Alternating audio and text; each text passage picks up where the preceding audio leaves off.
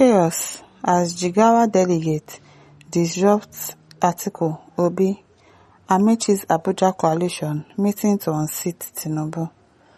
Okay. Chaos as Jigawa delegate disrupts. Okay, why did they go and disrupt their meeting?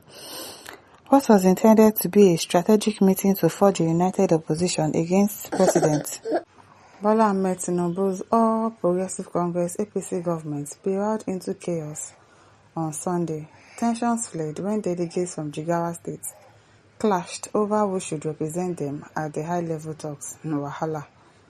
The disruption began after former Secretary to the Government of the Federation, Ameachi, announced a delegate to speak on behalf of the states. In a swift and angry response, several Jigawa delegates stormed the stage, blocking the nominated speaker and vehemently rejecting the individuals as their representative.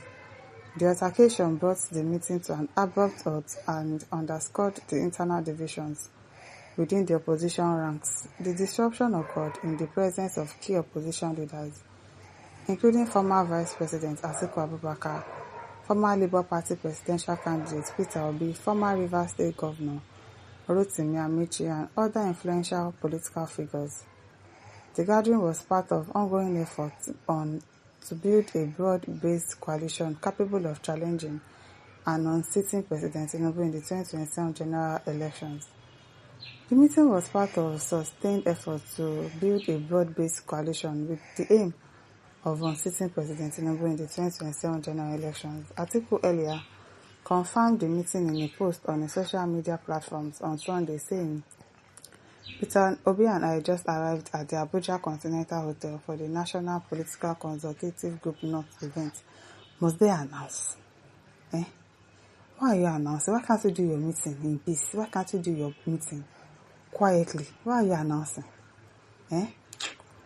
Atiku had reportedly offered Peter Obi the vice presidential slot on a proposed single-term ticket. According to a recent exclusive report by The Punch, this offer, allegedly made during a private meeting in the United Kingdom earlier this year, would see Atiku serve only one term before handing over power to Obi. Atiku and Obi met earlier this year in the UK. That was where Atiku first proposed the coalition and urged Obi to be his running mate. Obi requested time to consult with his core loyalists, a source told newspaper. I still don't think that they should form a coalition.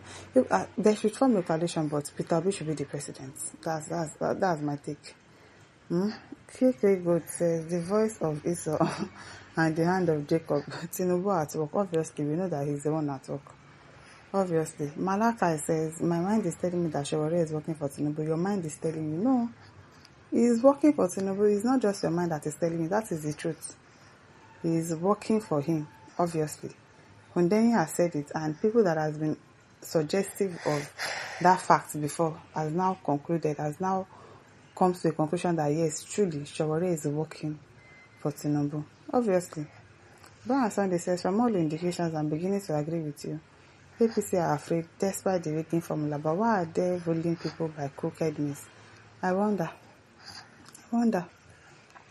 No heaven says Shawari, the meeting was over already.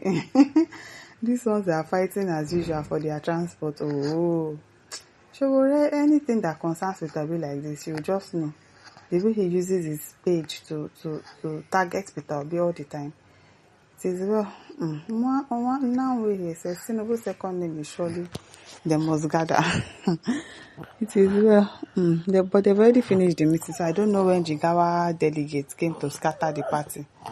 Ekundayo says, do you think Hausa man will vote for Obi? Well, I don't know. Some of them have sense though. Some of them are actually learned and they have sense, and they might vote for Peter Obi. Excellent Haran says, just the laugh. Atiku should go and rest. Let him be a godfather to vibrant youth. Kenneth says, Atiku and Peter Obi's tickets will definitely defeat Tinubu in the north, south, east, south, north central, and in Lagos. So let's now see how they want to rig the election. Even if Atiku is not the president and Obi is the president and Atiku is the VP, of course, APCs are going to have problems, big problems.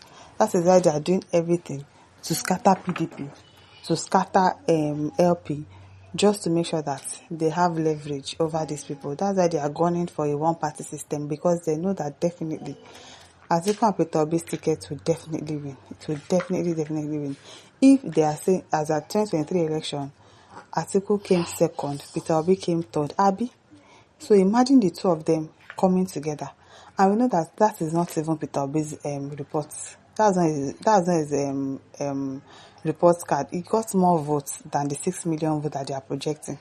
He got more than that. So imagine the two of them really coming together.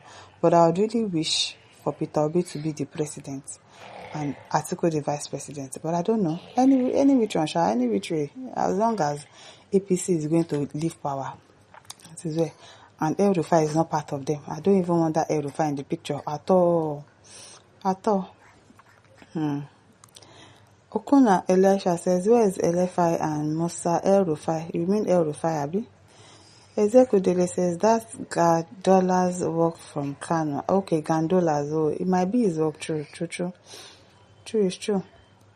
Next, John Bosco says, Shawari at work. Every Nigeria should know that the meeting went successfully. Oh, and that Shawari is the handler. Of course, we know that he's the owner now of Sahara Reporters. We know he's the owner of Sahara Reporters. Achieva Shegun says, since they want to turn it to Igbo versus Yoruba election, we are ready. Even some of us that voted Obi, we give our vote against him in 2027. You and who? Speak for yourself. Oh. Achieva, speak for yourself. I beg. Kenneth John says, we are talking of good governance. You are here talking about tribalism. I beg. We are not doing that. We are not doing Igbo versus Yoruba or whatever. We are voting for competence. We are voting for somebody that will treat us well. Nobody is talking about tribal. Oyekin says, disregard the fake news from Shawore, Sahara News, the two-faced man. Exactly. Sani Alazan says, believe Sahara Reporters at your own peril. Ezemoke says, Sahara Reporters don't chop their own share. Shawore has collected his own share. And it's really disappointing that Shawore is working for these people. It's so disappointing. It's really disappointing. Aso Idowu says, so these people know that Obi and Atiku can't defeat Tinubu, and they were shouting big in 2023. Anyway, Tinubu won when there was no naira, and for who is this one? Of course, you see them. When you see people that don't have sense like this, you will just know. From their profile picture, you know that this one doesn't have sense. Bala Abdul Karim says, APC and Sahara are jittering. Of course, they are scared. They are worried. They are very, very worried. They will just be pretending. But they are extremely worried that Obi and Atiku are forming a coalition. Very, very worried. My listeners, over to you. Leave your thoughts. Don't forget to like, share, and subscribe. Thank you for listening. See you some other time. Bye.